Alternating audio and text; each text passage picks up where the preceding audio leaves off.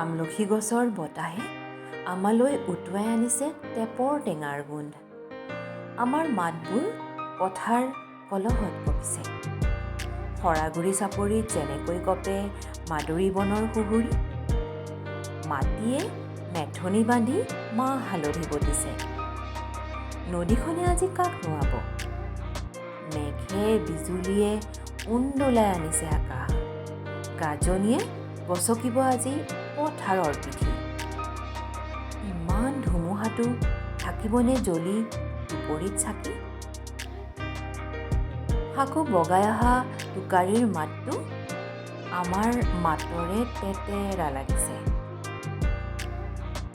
ডালিমৰ ডালত পৰি তুনিটোৱে টুনটুনাই কি জানো কৈছে, কি জানো গাইছে, আওবাও পোৱা নাই গছৰ বতাহে।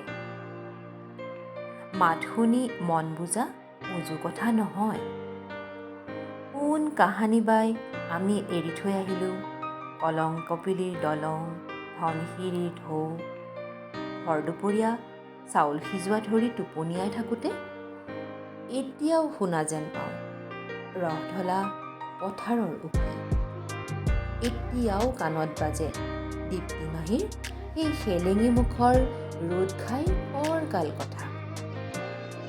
ভূমিয়েহে ভাৰ বয় ভাৰস্তৰ দুখ, দিন গণি গণি কাল কটাবি মনি। মাতে কথাই মানুহৰ জীৱনলতা বগাই ফুলে। একাকীত্বই এতিয়া আমাৰ দিনবোৰ কোঙা কৰি আনিছে।